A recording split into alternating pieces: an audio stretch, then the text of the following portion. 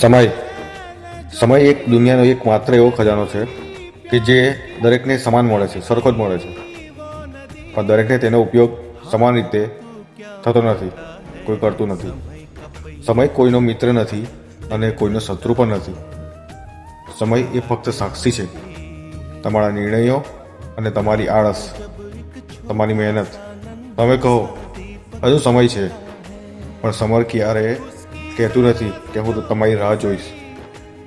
ઘડિયાળના દરેક tick tick tick tick સાથે તમારી જિંદગીનો એક પાનું બી વળી જાય છે.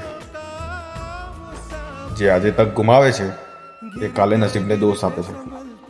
પણ સચ્ચાઈ એ છે કે નસીબ નહીં, આપણે સમયની અવગણના જ હાર અપાવે છે આપણને. તો યાદ રાખો, પૈસા ખૂટે તો ફરી કમાવી શકાય, મિત્રો છૂટે તો પણ નવા મળી શકે, પણ સમય એકવાર હાથમાંથી સરકી ગયો તો આખી જિંદગીમાં ઓછો પડે એને પાછો લાવવા. આજે જે પળ છે એ જ તમારી શક્તિ છે, અને આજે જે મહેનત છે એ જ તમારું ભવિષ્ય છે.